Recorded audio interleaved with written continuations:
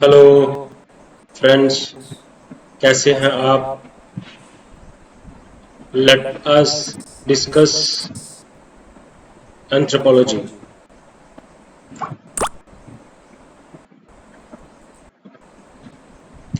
तो last video में हमने रेशियल क्लासिफिकेशन को स्टडी किया था। उसके बाद फिर लिंग्विस्टिक एलिमेंट्स को स्टडी किया था। ओके, फिर हमने वर्ण आश्रमा भी डिस्कस किया था। ओके, तो आज हम पढ़ेंगे caste system in India. Okay, caste है क्या बेसिकली? कास्ट को हम क्या बोलेंगे? इस कास्ट एक बेसिकली सोशल स्ट्रैटिफिकेशन है, एक डिवीजन है सोसाइटी की। ओके, तो ये स्ट्रैटिफिकेशन किस बेस पे हो सकती है? ये स्ट्रैटिफिकेशन कलर के बेस पे हो सकती है,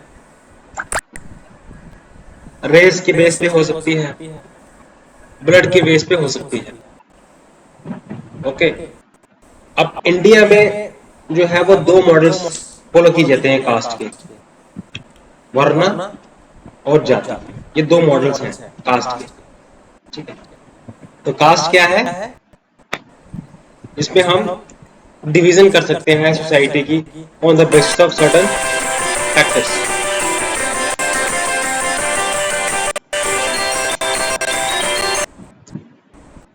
कास्ट बेसिकली जो है वो सोशल स्ट्रैटिफिकेशन है कास्ट की। ओके, तो जो वर्ण है, श्रीनिवासन एम एन श्रीनिवासन कहते हैं, जो दो मॉडल्स है ना, वर्ण और जाति। श्रीनिवासन कहते हैं जो वर्ण है ये बुक व्यू है कास्ट का, लेकिन जो जाति है ये फील्ड व्यू है कास्ट। ठीक है, तो अब ये भी कोई माना कहते हैं कि वर्ण जो है वो वैदिक कॉन्सेप्ट है और जाति जो है वो पोस्ट वैदिक कॉन्सेप्ट है। ओके, तो अब हमारा जो कास्ट सिस्टम है, इंडियन कास्ट सिस्टम, वो एक क्लोज्ड है, सोशल स्ट्रैटिफिकेशन है लेकिन क्लोज्ड है। अब क्लोज्ड का मतलब क्या हुआ कि यहाँ पे जो इंसान का जो है सोशल स्टेटस वो डिपेंड करता है कि वो किस कास्ट में बॉर्न करता है। इंडियन सोशल सिस्टम का, इंडियन जो कास्ट सिस्टम का, वो पर्सन का जो सोशल स्टेटस है वो किस कास्ट में बॉर्न करता है, वो उसका सोशल स्टेटस बताएगा। ओके, तो अब जीएस गुरे हैं, उन्होंने बुक लिखी थी caste and race in India. तो बुक में उन्होंने डिफरेंट फीचर्स बताए थे कास्ट के। कास्ट का मतलब क्या होता है? कास्ट एक तो देखो डिवीजन है सोसाइटी की, ठीक है ना? ठीक है, और जो बेसिकली कास्ट को हम एंडोगेमस ग्रुप भी बोलते हैं, क्योंकि मैरिज अगर करनी है तो वो अपनी ही कास्ट में मैरिज करते हैं, कास्ट पीपल। अब गुरे का कहना था कि फिक्स्ड ऑक्यूपेशन है, तो अब वो occupation caste people occupation occupy करते हैं कि किस कास्ट में वो बॉर्न करते हैं, तो वैसा ही ऑक्यूपेशन वो अडॉप्ट करते हैं।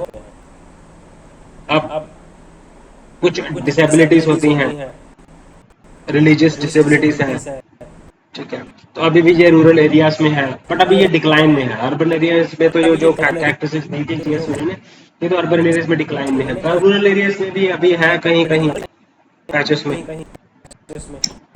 ओके, तो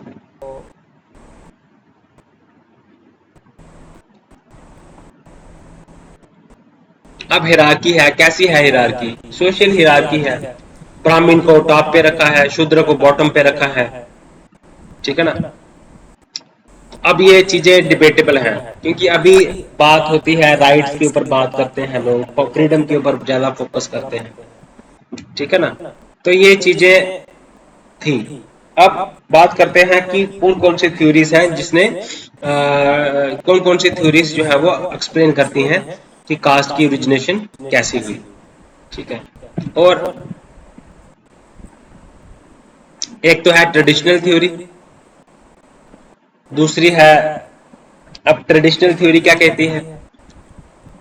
ट्रेडिशनल थ्योरी कहती है कि जो कास्ट है, तो वो डिवाइन ओरिजिन है जी कास्ट का।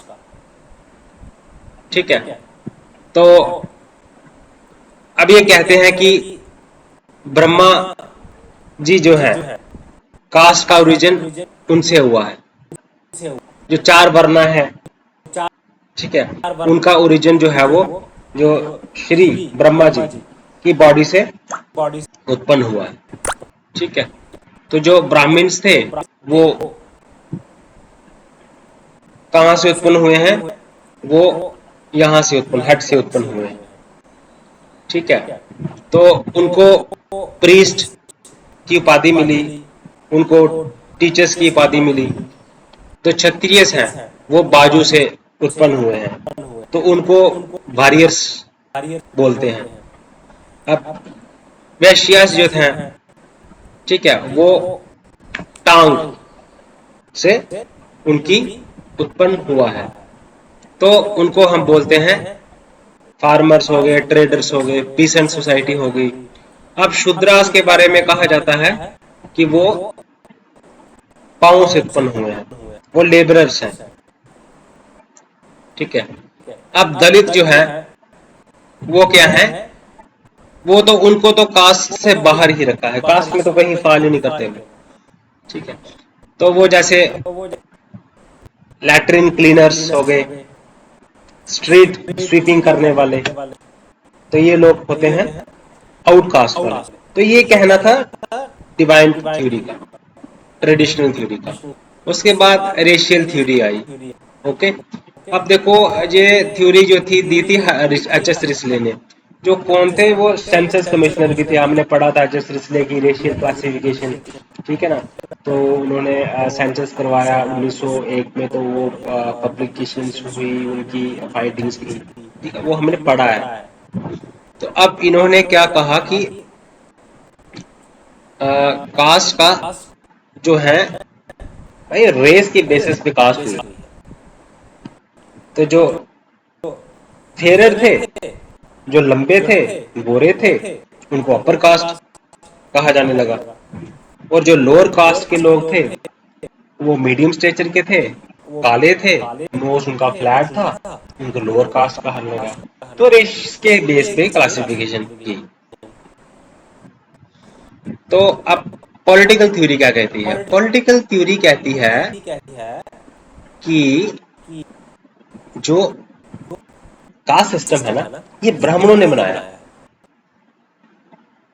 क्योंकि ये डिवाइस है, क्लेवर डिवाइस है, जो कि इन्वेंट किया है ब्राह्मण्स ने, ताकि अपने आप को सोशल हिरार्की में हाई रखना है।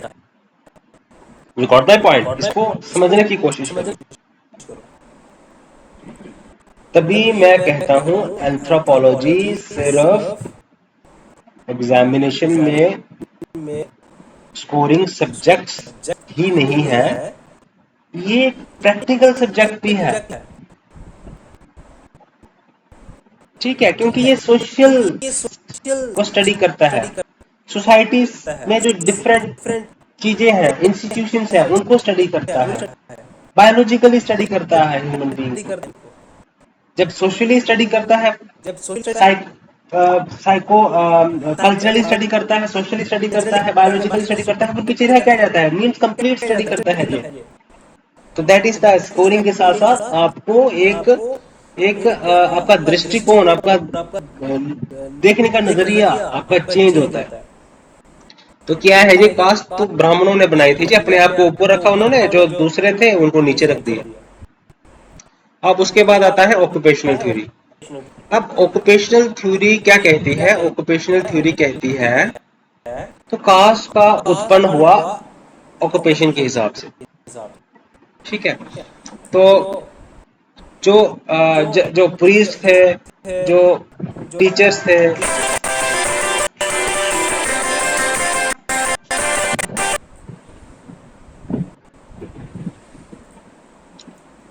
उसके बाद आती है ऑक्यूपेशनल थ्योरी। ऑक्यूपेशनल थ्योरी कहते हैं कि जो कास्ट जब बनी थी ना, तो ऑक्यूपेशन को देख के बनी थी।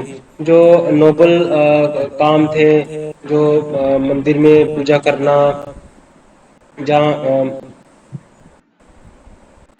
पढ़ाना, तो उनको जो ये काम करते थे उनको हायर कास्ट में रखा गया, और जो स्वीपिंग करते थे, ओके, जो उनको लोअर कास्ट में रखा गया।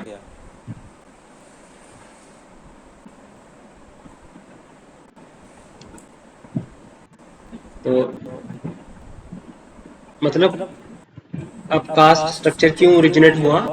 तो फंक्शन, और फंक्शन के वजह से ही कास्ट का ओरिजिनेशन हुआ।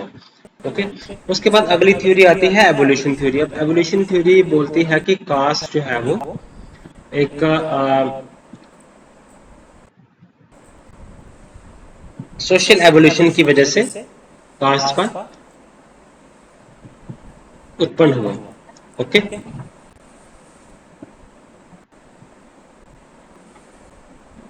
ये कहा था सोशल एवोल्यूशन थ्योरी।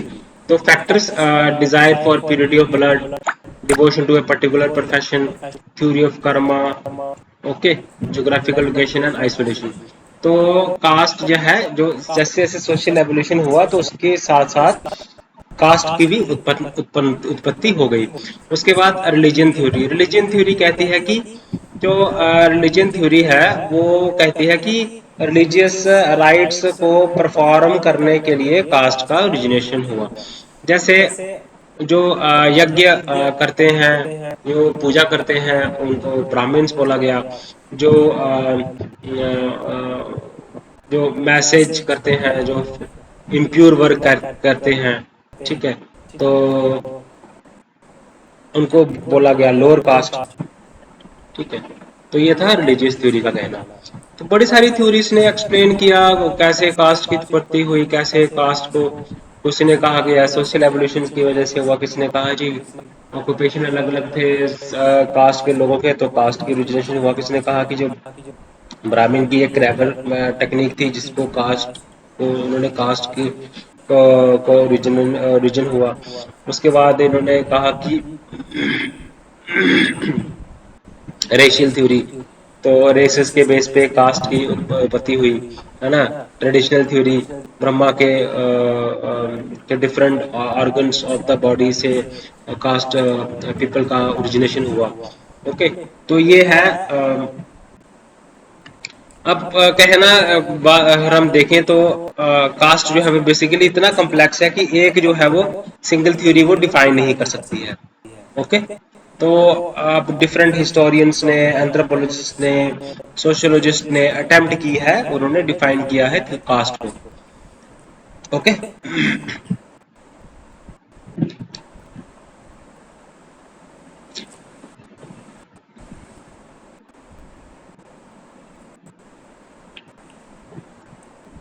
अब डिफरेंट कंपोनेंट्स क्या है कास्ट के?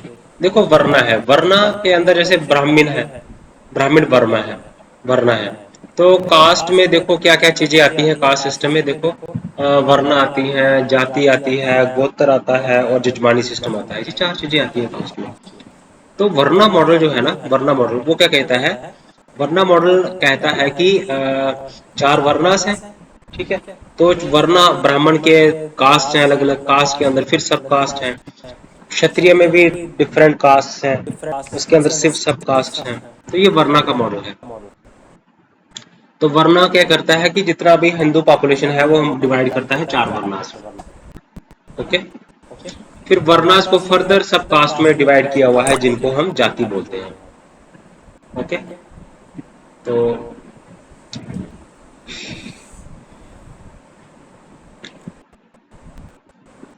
अब उसके बाद आता है गोत्र। गोत्र क्या चीज है? गोत्र देखो, ये भी एक प्रिंसिपल कि अपने गोत्र में शादी नहीं करनी है। तो ये भी एक एंडोगेमस प्रिंसिपल है ग्रुप के अंदर। तो जैसे गोत्र है, गोत्र आपको पता है कि हमने पढ़ा था, ये गोंद गोत्र सिस्टम वहां पे चलता था। तो फिर बाद में जो सोसाइटी है, रूरल सोसाइटी है, उसने, इंडियन सोसाइटी ने इसको अडॉप्ट किया ट्राइबल सोसाइटी से। ठीक है। तो ये बेसिकली क्लान है, एक्सोगेमी है of the endogamous group is defined through the gotra. अब एक एंडोगेमस ग्रुप है, एंडोगेमस ग्रुप के अंदर जब आप उसको डिफाइन करते हो, क्लान को डिफाइन करते हो, क्लैन को डिफाइन करते हो, एक्सोगेमी को डिफाइन करते हो, ठीक है, उसको डिफाइन करने के लिए फिर आगे गोत्र है। गोत्र आप मान के चलिए इसको, ये एंडोगेमस ग्रुप के अंदर ही आता है गोत्र। अब आता है उसके बाद cast system in India. Cast system in India में हम पढ़ेंगे डोमिनेंट कास्ट, और डोमिनेंट कास्ट की का कॉन्सेप्ट जो दिया था एम एन श्रीनिवासन ने दिया था। तो एम एन श्रीनिवासन ने क्या किया था, इसने रामपुरा विलेज की स्टडी की थी। तो रामपुरा विलेज है कहाँ पे, ये कर्नाटका में है, मैसूर में है। तो इसके कुछ कैरेक्टरिस्टिक्स हैं कि उनके पास बहुत सारी लैंड होती है, उनको वो उनकी स्ट्रेंथ भी ज़्यादा होती है, ठीक है, और उनका जो है वो कास्ट हायरार्की में उनका स्टेटस भी हाई होता है। तो ये कैरेक्टरिस्टिक्स दे दी थी डोमिनेंट कास्ट की इसने मन श्रीनिवासन ने। तो बड़ी सारी, जैसे केरला में नायर एक डोमिनेंट कास्ट है, पंजाब में, नॉर्थ इंडिया में राजपूत हैं, जाट्स हैं, ओके, तो ये डोमिनेंट कास्ट हैं। तो माइस इसमें आंध्र प्रदेश में रेड्डी है, ठीक है, तो महाराष्ट्र में मराठास हैं, ये डोमिनेंट कास्ट है। तो बेसिकली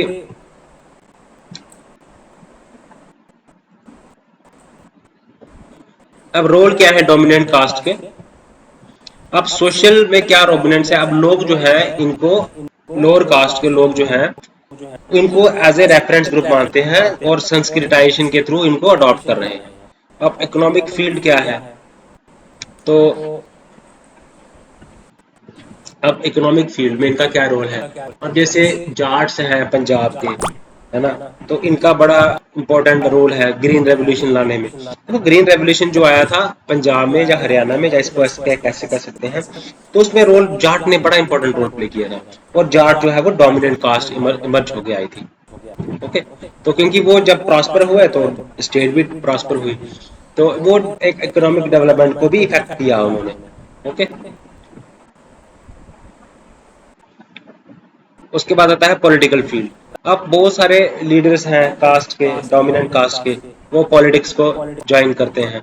जब पॉलिटिक्स में आते हैं तो वो अपने ही कास्ट को के बारे में बात करते हैं, जैसे मराठास हैं महाराष्ट्र में, पाटीदार्स हैं गुजरात में, तो ये डोमिनेंट कास्ट है, ठीक है। तो ये अपने इंटरेस्ट को प्रोटेक्ट करने की बात करते हैं, और इससे क्या होता है, जो दूसरे छोटे कास्ट के लोग होते हैं, अदर कास्ट के लोग होते हैं, उनका नुकसान हो जाता है।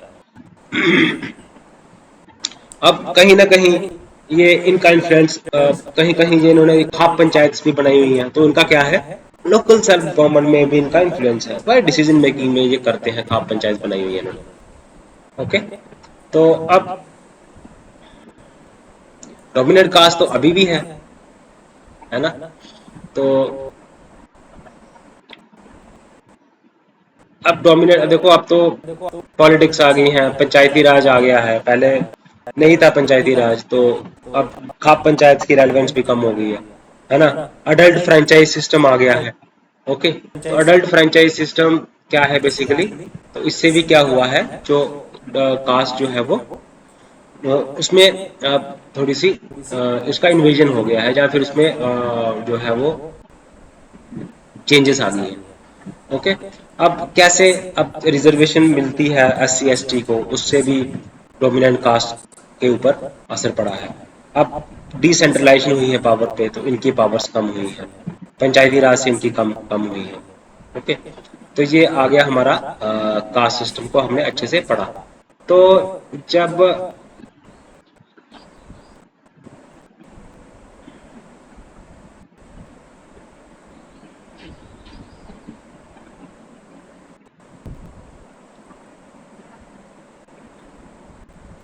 अब जहाँ पे डोमिनेंट कास्ट होगी तो पावर भी इनकी तरफ ज्यादा इंक्लाइंड होगी, क्योंकि ये मेजॉरिटी में है। इनका ये सोशल हायरार्की, जो कास्ट हायरार्की के स्टेटस में जो हाई है, तो लैंड इनके पास बहुत ज्यादा होती है, तो ये जो है पावर को भी इन्फ्लुएंस करते हैं, क्योंकि वोट बैंक के जरिए वोट बैंक बन जाता है, तो इन्हीं में से कोई लीडर बन के इन्हीं की इंटरेस्ट के बारे में बात करता है, तो वो पावर में आ जाता है और फिर पावर को एक्सरसाइज करता है। उसके बाद हम बात करते हैं विलियम एच कास्ट मोबिलिटी की बात करते हैं। अब कास्ट मोबिलिटी होती क्या है, तो अब लोअर कास्ट के लोग अपर हायर कास्ट में चले जाते हैं, अपर कास्ट के लोग लोअर कास्ट के जो रिचुअल्स हैं, जहाँ उनके जो कैरेक्टरिस्टिक्स हैं उनकी वो अडॉप्ट कर लेते हैं। तो इसको हम जब जो लोअर कास्ट का बंदा है वो जब वो हायर कास्ट के कस्टम्स, ट्रेडिशंस, रिचुअल्स, आइडियोलॉजी तो जब वो अडॉप्ट करता है ना, तो उसको हम बोलते हैं संस्कृताइजेशन। ये कंसेप्ट दिया था एम.एन. श्रीनिवासन ने। ओके, तो ये है अपर कास्ट मोबिलिटी और लोअर कास्ट मोबिलिटी। ओके, तो कास्ट मोबिलिटी जो है वो डिफरेंट लेवल्स पे।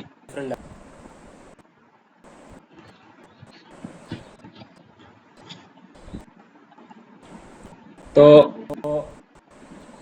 अब क्या हुआ, मोबिलिटी कैसे होती है, डिफरेंट लेवल्स पे होती हैं, थ्रू वारफेयर के थ्रू मोबिलिटी होती है। वारफेयर कैसे होगी मोबिलिटी? अब मैं आपको एग्जांपल देता हूँ कि क्या हुआ कि शिवाजी की एग्जांपल दी है। तो शिवाजी के जो फादर थे वो थे जागीरदार थे, मुस्लिम रूलर थे एक बीजापुर के, जो को महाराष्ट्र के जो मुस्लिम रूलर थे वहां पे जागीरदार थे। तो जागीरदार थे, तो इन्होंने क्या किया, शिवाजी ने मुगल रूल को क्या किया, ओवरथ्रो किया, उसको हटाया और अपना अंपायर सेट कर दिया अरेबियन सी से लेके बे ऑफ बंगाल तक। तो इसकी जो कास्ट जो थी मराठा जो थी, ये कोई क्षत्रिय थोड़ी थे, ये कोई ब्राह्मण थोड़ी थे, ये शूद्र थे, शूद्र कास्ट से बिलोंग करते थे। तो अब क्या हुआ, वो उसने क्षत्रियहुड अपना लिया, तो वो राइज कर दिया, तो उसको क्या बोला गया, तो क्षत्रिय रैंक मराठा में उन्होंने अपने आप को क्षत्रिय बना लिया। ठीक है, तो ये कहा था किसने, ये एम.एन. श्रीनिवासन ने कहा था। ठीक है, तो अब ये हो गया कैसे वारफेयर के थ्रू मोबिलिटी हो जाती है। अब सर्विंग रूलर्स, अब देखो होता क्या है, तो जैसे अब कोई मान लीजिए कोई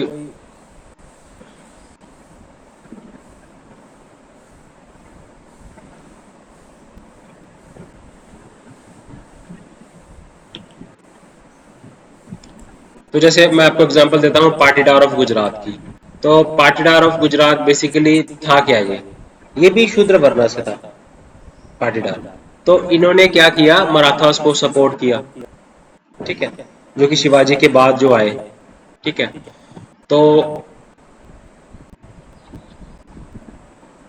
धीरे धीरे अपने आप को इन्होंने क्षत्रिय माना, तो इन्होंने अपना ही राज्य सेटअप किया, रिजीम अपनी ही सेटअप की, पाटीदार गुजरात के। ओके, तो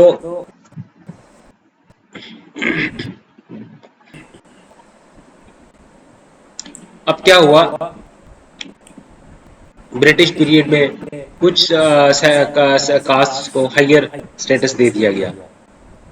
ओके, फॉर एग्जांपल कुर्मी जो थे, कुछ कल्टीवेटर्स थे, पीसेंट्स थे, कहाँ के, बंगाल के थे। तो कुर्मी का क्या, वो क्षत्रिय बनना चाहते थे, वांटेड टू बी क्षत्रिय। ठीक है, तो अब जो तेली थे, जो ऑयल का काम करते थे, वो कहते थे कि हम वैश्य हैं। ठीक है, तो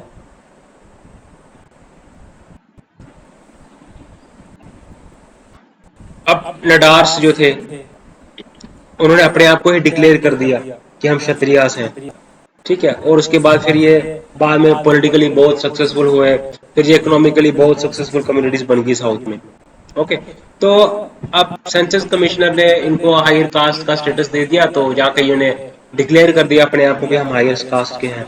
अब नडार्स जो थे, या फिर जो तेलीस जो थे, या फिर ये अपने कुर्मी जो बंगाल के रहने वाले थे, तो इन्होंने अपने आप को कहा कि हम क्षत्रिय हैं जी, क्षत्रिय बना लिया, अपने आप को डिक्लेयर कर दिया। उससे भी ये कास्ट मोबिलिटी हो गई। अब जो कास्ट मोबिलिटी वारफेयर से भी होती है, पॉलिटिकल से भी होती है, अब वार संस्कृताइजेशन से भी होती है, वेस्टर्नाइजेशन से भी होती है ना। तो जब अब संस्कृताइजेशन क्या होता है कि वो क्या करता है कि लोअर कास्ट का लोग जो है वो हायर कास्ट की बनने की कोशिश करता है, वो वेजिटेरियनिज्म हो जाता है, टी टोटलिज्म बन जाता है। ओके, तो ये चीज है। तो उसके बाद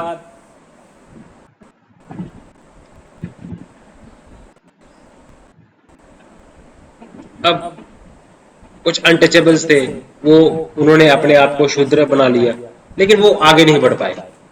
ठीक है, तो ये है वेस्टर्नाइजेशन की प्रोसेस है, सेंसिटाइजेशन की वजह से भी हुआ है। अब पॉलिटाइजेशन की वजह से मैंने आपको एग्जांपल दी। ठीक है, जैसे और उसके बाद अब फ्यूचर की बात करें तो कास्टवर्ड मोबिलिटी मैंने बताई है आपको, अपवर्ड मोबिलिटी कैसी हुई है ना, डाउनवर्ड मोबिलिटी कैसी हुई। तो जो तेली जो थे उन्होंने अपने आप को शूद्र घोषित कर दिया, वैश्य घोषित कर दिया। तो जो थे कुमरी ब्राह्मण, कुमरी जो थे बंगाल के, उन्होंने अपने आप को क्षत्रिय से डिक्लेयर कर दिया। ठीक है, अब जो मराठास जो थे वो शूद्र कास्ट के थे, तो उन्होंने अपने आप को डिक्लेयर कर दिया क्षत्रिय। ठीक है, क्योंकि उन्होंने मुगल्स को हरा के अपना रूल सेटअप किया, तो वो बन गए। तो अब डाउनवर्ड का कास्ट मोबिलिटी कैसी हुई? तो डाउनवर्ड कास्ट मोबिलिटी होती है डिसेंसिटाइजेशन से या रिवर्स सेंसिटाइजेशन से। ठीक है, फॉर एग्जांपल अब जो पाटीदार्स हैं गुजरात के, ठीक है, वो बेसिकली पाटीदार्स जो थे वो थे शूद्र कास्ट के, है ना। तो इन्होंने जब अपने आप को देखा कि फायदा अभी हमें अपवर्ड मोबिलिटी में मिलेगा, तो इन्होंने अपने आप को डिक्लेयर कर दिया कि हम क्षत्रिय हैं। तब इनको लगा कि हमें कास्ट का बेनिफिट लेना है, रिजर्वेशन का बेनिफिट लेना है। तो अब ये डिमांड करते हैं कि हम तो जी क्षत्रिय तो हम थे ही नहीं, हम तो थे ही पहले शूद्र, तो हम हमें अभी ओबीसी का स्टेटस दे दिया जाए। ओके,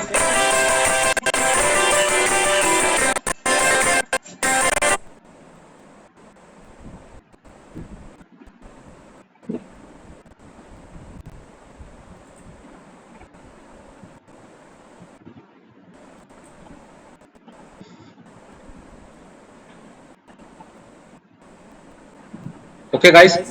तो अब देखते हैं कि इसका फ्यूचर क्या है इसका। लेकिन अब देखिए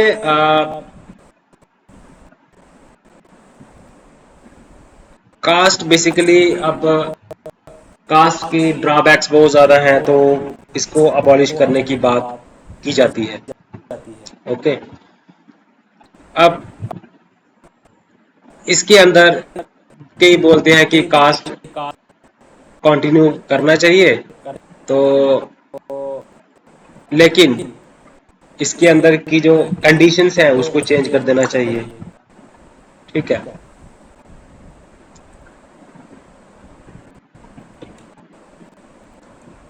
तो क्या हुआ, एक टाइम के बाद क्या हुआ, जब कंडीशंस हम चेंज करते हैं तो क्या होगा कि सब जो है वो कंसोलिडेट हो जाएंगी कास्ट, तो खुद ही सोसाइटी जो है वो अपने आप ही कास्टलेस सोसाइटी बन जाएगी। ओके, अब जो महात्मा गांधी जी ने क्या कहा था, उन्होंने कहा था कि कास्ट सिस्टम जो है उसकी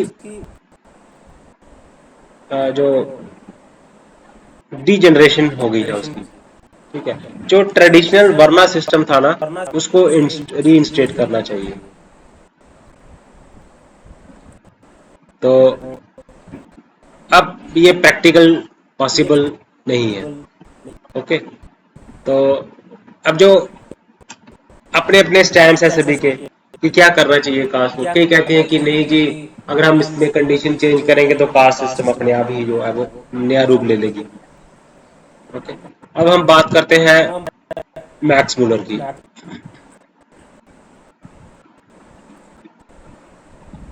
मैक्स मुलर ने कहा कि कास्ट सिस्टम को तो हम खत्म कर ही नहीं सकते। ठीक है, क्योंकि अब पॉलिटिक्स जो है वो पॉलिटिकल पार्टीज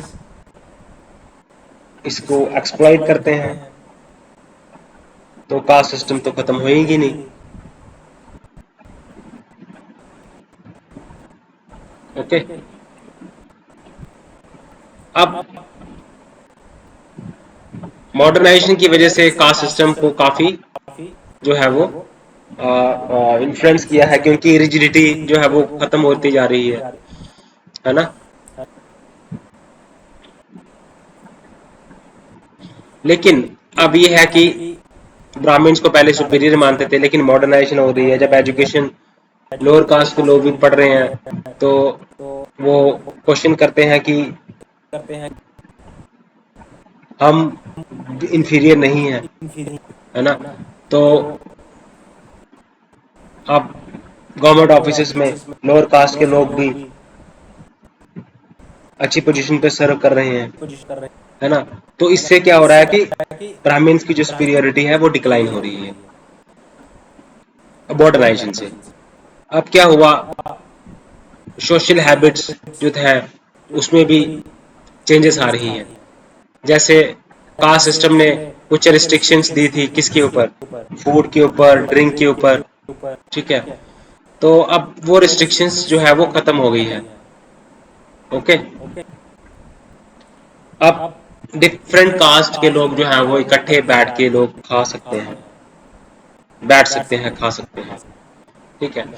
तो पहले जब मानना था कि नहीं जी हम लोअर कास्ट के लोगों के साथ बैठ के खाएंगे तो हम इम्प्योर हो जाएंगे, अब वो मॉडर्नाइजेशन से उन चीजों के ऊपर जो रिस्ट्रिक्शंस थी वो कम हो गई है। अब मैरिज के ऊपर भी रिस्ट्रिक्शंस जो है वो करती जा रही है। वो किस लिए हो रही है कि पहले कास्ट जो था एंडोगेमस ग्रुप था, भाई ब्राह्मण ब्राह्मण में ही शादी करेंगे, लेकिन अब नहीं, अब इंटरकास्ट मैरिजेस हो रही हैं, तो इससे भी जो है जो कास्ट सिस्टम के ऊपर जो है वो असर पड़ रहा है। ओके, अब ऑक्यूपेशन पर था, पहले तो ये था कि भाई कास्ट गवर्ना सिस्टम ने ऑक्यूपेशन फिक्स किए थे, है ना। अब ऐसा नहीं है, अब एजुकेशन के आने से, मॉडर्नाइजेशन के होने से अब तो ब्राह्मण्स भी काम करते हैं एज ए पीजेंट्स, है ना। और क्षत्रियस भी काम कर रहे हैं as a as a low class employ. ओके, तो ये था चेंजेस। अब सोशल कास्ट स्ट्रक्चर में चेंजेस तो आई हैं मॉडर्नाइजेशन की वजह से। ओके, अब देखते हैं कास्ट सिस्टम को और डिटेल में पढ़ते हैं। एक इंपॉर्टेंट कंसेप्ट आता है जजमानी सिस्टम। अब जजमानी सिस्टम क्या है? जजमानी सिस्टम देखो, पहले हमने पढ़ा था, एम एन श्रीनिवासन ने दिया था संस्कृताइजेशन मॉडर्नाइजेशन। अब जजमानी उसने स्टडी किया था, मैसूर में विलेज है रामपुरा विलेज, वहां पे संस्कृताइजेशन की कॉन्सेप्ट को स्टडी किया था।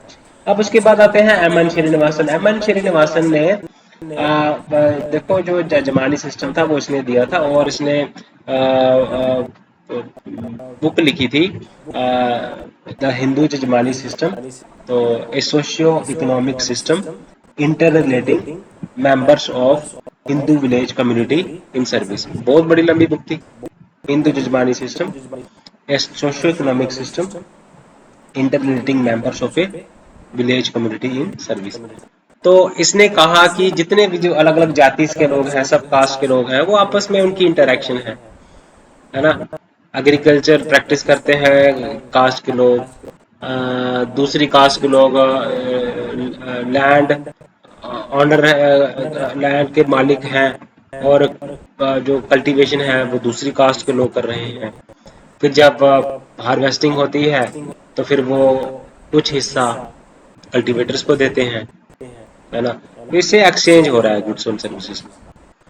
तो अब बड़े सारे जो लोअर कास्ट के लोग हैं, जैसे तेल ये हो गया, नाई हो गया, इसको हम बोलते हैं कारपेंटर हो गया, बार्बर हो गया, है ना, ब्लैक स्मिथ्स हो गया, पोर्टर्स हो गए, धोबी हो गए, स्वीपर्स हो गए।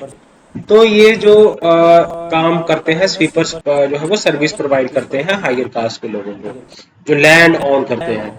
तो लैंड ऑन करते हैं तो फिर ये बाद में उनको भाई उनके रिटर्न में उनको कुछ ऑफर्स प्रोवाइड करते हैं। तो इंटरेक्शन ही हो रही है, ये कहा था विलियम एच वाइजर ने। तो तो जो सर्विसिंग कास्ट है वो कॉमिन्स है, तो जो कास्ट जिनको सर्व किया जा रहा है उनको जजमान कहा जाता है। ठीक है, तो बहुत सारी स्टडीज हुई है। अब नॉर्थ इंडिया में स्टडी की थी, विलियम एच वाइजर की स्टडी तो है ना। तो उसके बाद और बड़े सारे एंथ्रोपोलॉजिस्ट ने स्टडी की थी। ठीक है, जैसे डार्लिंग थे, उन्होंने पंजाब में स्टडी की थी। ओके, डी एन मजूमदार माने हुए हैं, तो इन्होंने यूपी के लखनऊ में जजमानी सिस्टम को स्टडी किया था। तो ये चीजें आपने स्टडीज कोड करनी है गुड मार्क्स लेने के लिए।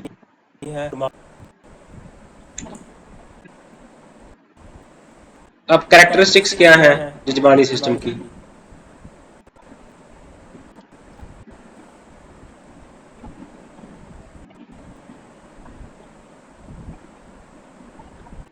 तो जजमानी सिस्टम क्या है? हेरिडिटरी है। तो मतलब जजमान का बेटा जजमान बनेगा और कामिंस का बेटा कमांडो नहीं बनेगा। अगर पर्सन जो है भाई उसका सन नहीं है, बेटी है, तो उसका सन इन लॉ के पास राइट सारे जजमान के चले जाएंगे। ठीक है, तो जिसका जो अगर नहीं है डॉटर, या फिर उसके नेक्स्ट जो रिलेटिव्स होंगे उनको मिल जाएगा। ठीक है, और जजमानी की राइट्स बराबर होती हैं भाई।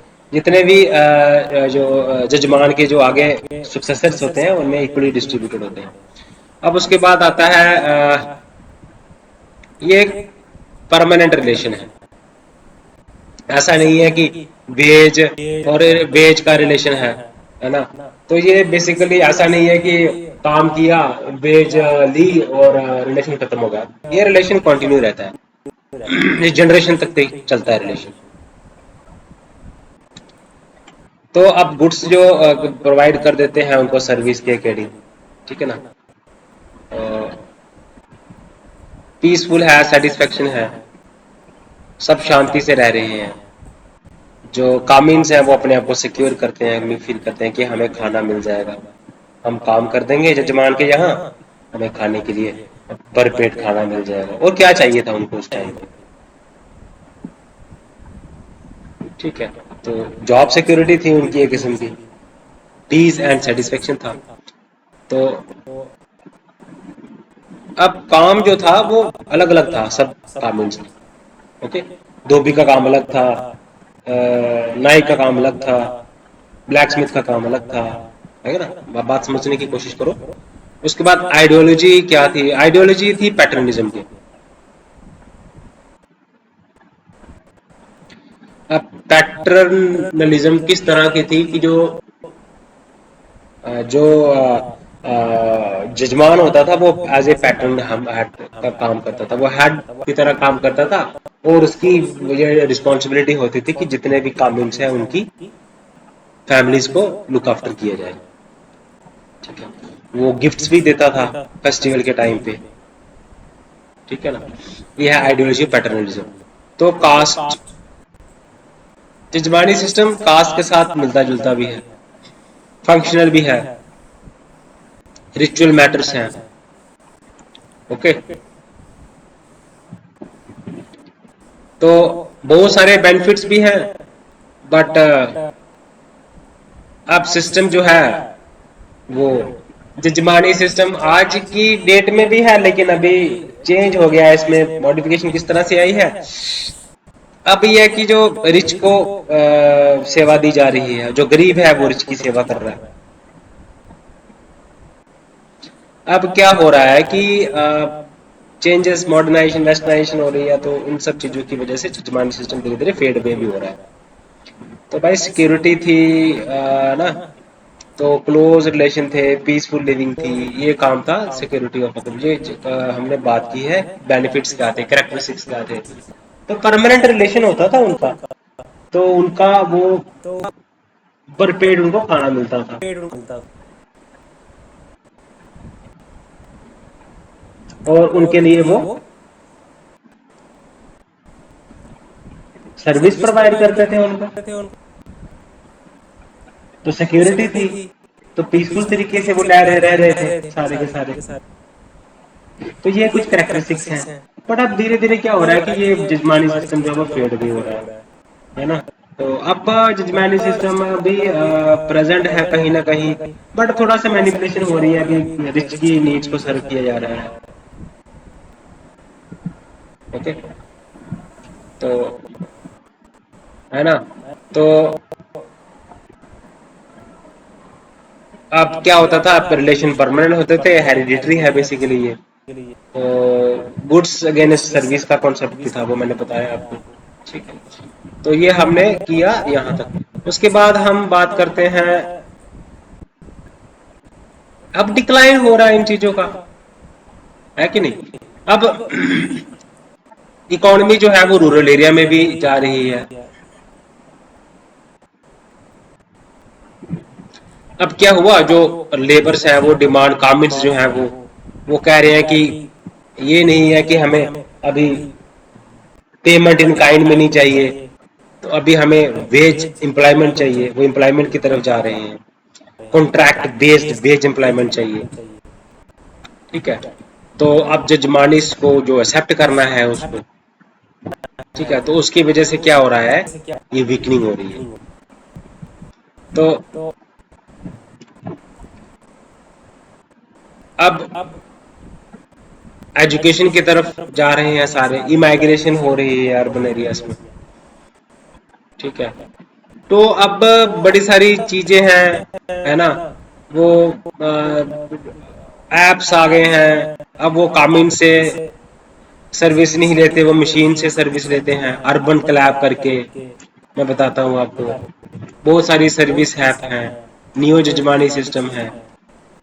ओके, अब क्या हो रहा है कि ट्रांसपोर्टेशन आ गया है, तो अब वो जजमान को, जजमान के ऊपर, कामिन्स को जजमान के ऊपर डिपेंड रहने की जरूरत नहीं है।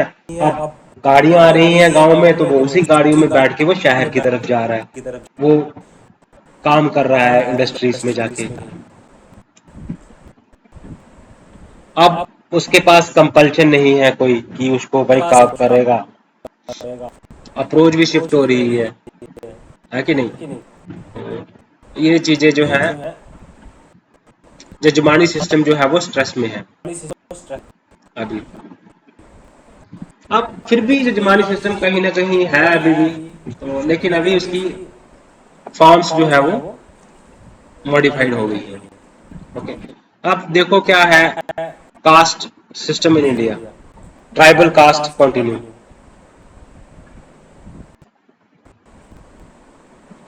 अब ट्राइबल कास्ट कंटिन्यू पढ़ते हैं। अब ट्राइबल कास्ट,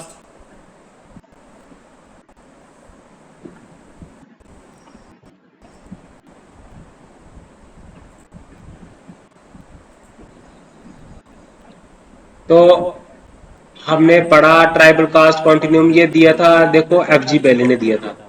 तो एफजी बैली ने कैसे दिया, उसने स्टडी की थी, कोंद एक ओरिया और एक कोंद, दो ट्राइब्स हैं, है ना। तो उसने बुक लिखी थी, tribal caste and nation, a study of political activity and political change. क्या था बुक का नाम, tribe, caste and nation, tribe, caste and nation, a study of political activity and political change. ये आपने याद कर लेनी है बुक का नाम। तो बुक का नाम आपने याद कर लेना है। तो इसने क्या कहा, इसने कहा कि जो ट्राइब है वो क्या है, बेसिकली इग्लिटेरियन नेचर होती है उसकी, कास्ट की में हिरारकी होती है, तो इंटर ट्राइब के अंदर डिपेंडेंस होती है, इंट्रा ट्राइब कास्ट डिपेंडेंस होती है। ठीक है, तो अब ये जो कौन्स है और यह है, ये ट्राइब के भी फीचर्स इनमें मिलते हैं और कास्ट के भी फीचर्स मिलते हैं। तो ये कहा था एफजी बेली ने। अब एफजी बेली ने जो है ये कॉन्सेप्ट जो था वो, उसको कहीं ना कहीं से इंस्पिरेशन मिली हुई, तो उसको इंस्पिरेशन मिली है, रॉबर्ट रेडफील्ड का आइडिया था फॉग अर्बन कॉन्टिन्यूम। ठीक है, फॉग अर्बन कॉन्टिन्यूम ये दिया था रॉबर्ट रेडफील्ड ने, रेडक्लिफ ब्राउन ने नहीं, रॉबर्ट रेडफील्ड ने। तो उन्होंने, उसका काम था folk culture of Yucatan. Yucatan, folk culture of Yucatan, इसने बुक लिखी थी रॉबर्ट रेडफील्ड ने। तो उसने दिया था अर्बन फॉक अर्बन कॉन्टिन्यूम दिया था। तो एफ जी बेली ने इंस्पायर होके ट्राइबल कॉस्ट क्वांटम डेवलप किया। तो उसने बुक लिख दी, tribe caste and nation, study of political change and political activity. ठीक है, तो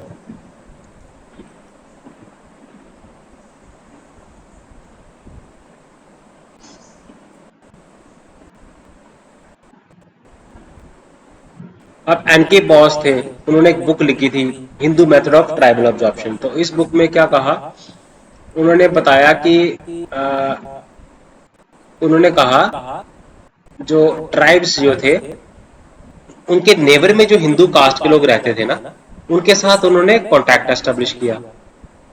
अब क्या हुआ, वो कल्चर्स को अडॉप्ट करने लगे और अपनी आइडेंटिटी को वो लॉस करने लगे। ये किसने कहा था, एनके बॉस ने बुक में,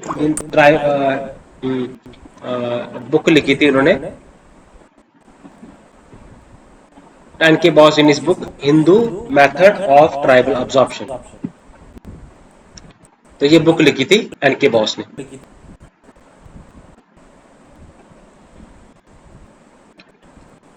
Hindu method of tribal absorption,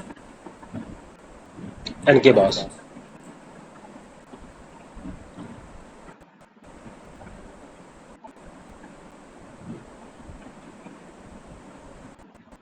अब क्या था, क्यों काज, क्या है, क्या काजेस होंगे इसके, इसके काजेस होंगे कि जो कास्ट सिस्टम के लोगों के साथ अट्रैक्शन होती थी उनकी, क्योंकि वो इकोनॉमिकली सिक्योर थे, तो इसलिए ट्राइब पीपल उनकी तरफ अट्रैक्ट हो जाते थे। ठीक है ना। तो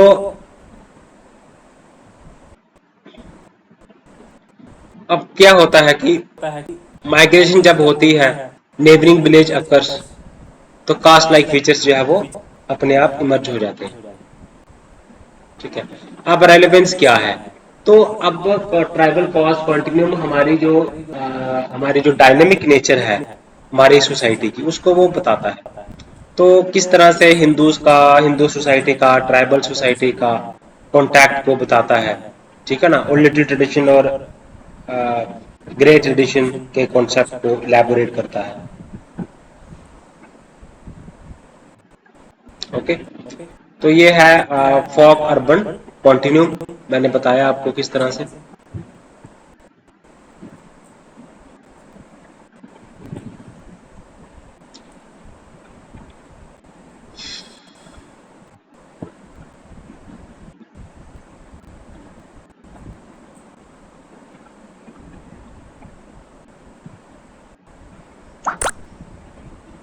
अब आगे हम बात करते हैं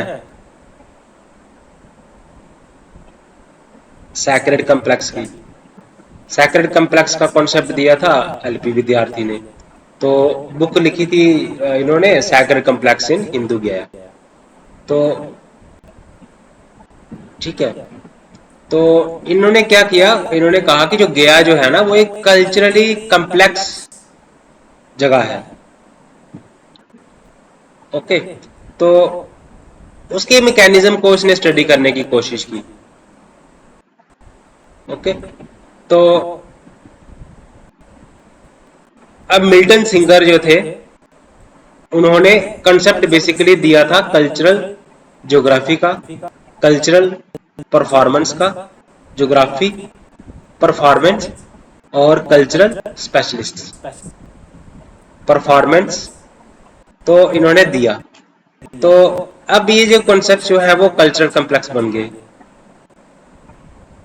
अब एलपी विद्यार्थी ने कम्प्लेक्स को डिफाइन किया, सैक्रेड कम्प्लेक्स ऑफ हिंदू गया। इन्होंने कहा कि एक इंटरेक्शन सी हो रही है, किसमें, वहां पे क्या है, सैक्रेड कम्प्लेक्स है, सैक्रेड प्रैक्टिसेस हैं, सैक्रेड स्पेशलिस्ट्स हैं। कहाँ पे, ये बेसिकली गया है क्या, ये एक हिंदू प्लेस है पिलग्रिमेज का, पिलग्रिमेज प्लेस है। तो वहां पे लिटरेरी ट्रेडिशन ग्रेटेड ट्रेडिशन का इंटरप्ले भी हो रहा है। तो एलपी विद्यार्थी जो कि प्रोफेसर थे, इन्होंने कॉन्सेप्ट ऑफ सैक्रेड कम्प्लेक्स को स्टडी किया 3 कंपोनेंट से। तो इन्होंने कहा सैक्रेड परफॉर्मेंसेस ज्योग्राफी को एक्सप्लेन किया, सैक्रेड परफॉर्मेंस को एक्सप्लेन किया और सैक्रेड स्पेशलिस्ट को। अब सैक्रेड स्पेशलिस्ट कौन हो गए? जो वहां पे कराते हैं, प्रीस्ट लोग हो गए, जो वहां के प्रीस्ट। और प्रैक्टिसेस क्या, जो कि वहां पे यज्ञ होते हैं, प्रार्थनाएं होते हैं, मेडिटेशंस होती हैं, पूजा होती है। और सैक्रेड ज्योग्राफी आ गई जिस एरिया में ये सारी गतिविधियां होती है। ये एलपी विद्यार्थी ने डिफाइन किया था हिंदू ज्ञान। तो हिंदू क्या है? बेसिकली एक सैक्रेड ज्योग्राफी है।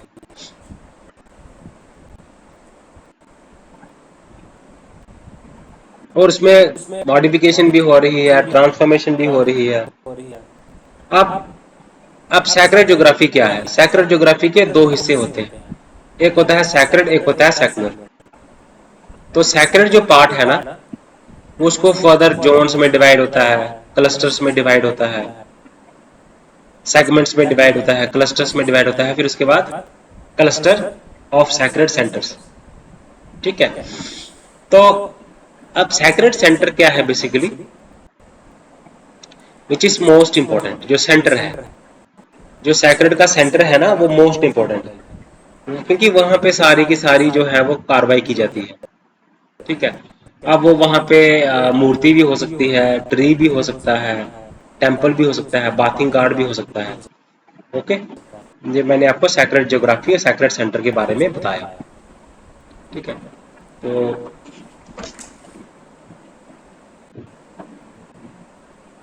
अब सैक्रेड परफॉर्मेंसेस हैं, मैंने बताया आपको ऑलरेडी। राइट्स हैं, रिचुअल्स हैं, जो वहां पे किए जाते हैं सर्विस डिफरेंट सैक्रेड सेंटर्स में। ओके, आरती, हवन, यज्ञ।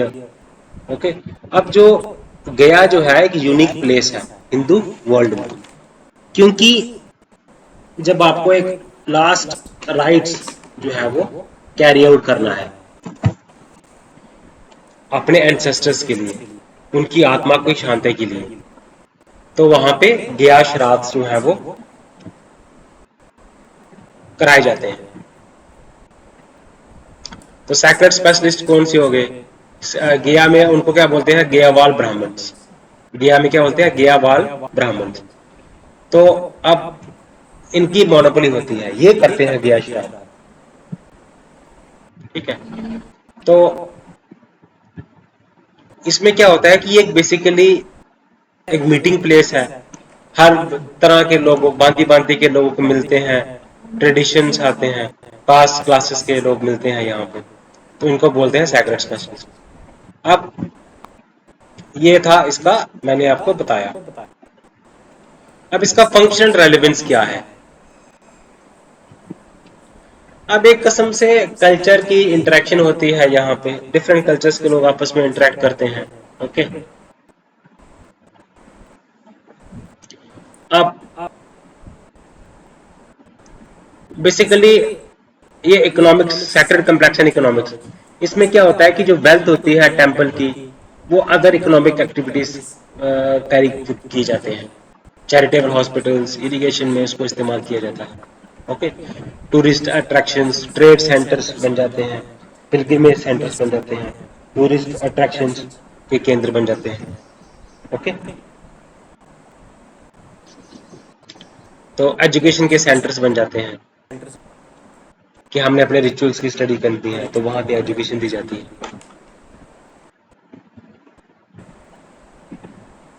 ओके।